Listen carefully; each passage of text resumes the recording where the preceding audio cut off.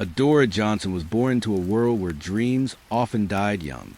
The small, creaky apartment she shared with her parents on the south side of Chicago was filled with love, but never enough money. Her father worked long hours as a janitor. Her mother cleaned houses in the richer part of town. They wanted the best for their only child, but even their best was barely enough to feed the family. Yet, Adora was different. Her spirit burned brighter than the darkness around her. From childhood, she believed education was her ladder out of poverty. Even when her parents tearfully told her they couldn't afford her high school fees, Adora refused to give up. At 15, she began working part-time at a local catering company, delivering pizzas and snacks to offices and events. She'd wake up before dawn, help her mother with chores, attend school, and spend evenings delivering orders around town. Rain or shine, Adora was there, smiling, hustling, and saving every dollar. Her teachers admired her grit, though many wonder how long she could keep going. By the time she finished high school, she had enough savings to pay her first semester's tuition at a small community college. She chose to study accountancy. She wanted to master numbers, to one day manage the kind of wealth her family never had. Then fate intervened. In her first year, she met Williams Carter, a young, wealthy entrepreneur who was instantly drawn to her humility and charm. Williams was everything Adora wasn't: rich, confident, and from a family of influence. Yet he admired her fire, her refusal to be broken by life's circumstances. Their friendship quickly blossomed into love. Williams took it upon himself to sponsor her education fully. He moved her into a better apartment, bought her new clothes, and introduced her to a world she had only seen in movies. For the first time, Adora's life felt easy. She could focus on her studies without worrying about rent or tuition. In her second year, Adora shared a dorm room with Pinky, a flamboyant and curious young woman who had a taste for luxury. Pinky couldn't help but notice Adora's expensive dresses, designer handbags, and frequent phone calls from her mysterious benefactor. One night, as Adora spoke softly to Williams over the phone, Pinky listened, curiosity consuming her.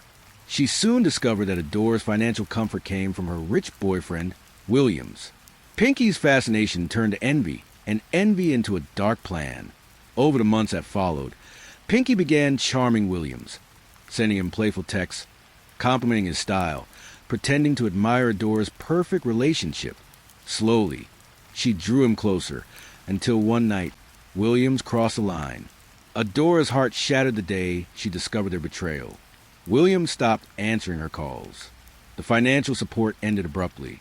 The apartment was gone, the luxury faded, and the reality of struggle returned, only harder than before. Still, Adora refused to crumble. She returned to her old catering job, working late nights while balancing her final semesters. Every slice of pizza she delivered carried a silent prayer, a promise that she would not end where she started. Then one fateful evening, while catering an event at a hospital banquet, she heard a familiar voice. Adora? She turned to see Dr. Marcus Hill, a childhood friend. The quiet boy who had once admired her in high school but never had the courage to speak up. Now, he was a neurosurgeon, accomplished and respected. Marcus was overjoyed to see her again. When he heard her story, his admiration deepened into love. Marcus became her support system, not just financially, but emotionally. With his help, Adora graduated top of her class, earning her degree with tears of triumph streaming down her cheeks. Not long after, Marcus proposed, and she said yes, not because of his success, but because of his kindness, the one thing she had longed for most. Meanwhile, karma found its way back to Pinky. Williams, ever the manipulator, had involved himself in illegal drug dealings. One day, he asked Pinky to deliver a parcel to a business associate. Unaware of its contents, she agreed, desperate to please him. The police arrested her hours later. The parcel was filled with cocaine. Williams vanished. Pinky's name was splashed across newspapers, another tragic story of greed and betrayal. She was sentenced to years in prison. Adora, on the other hand, rose from the ashes of her pain.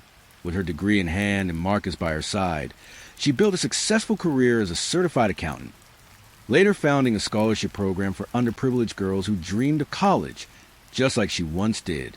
In every speech she gave, she ended with the same words.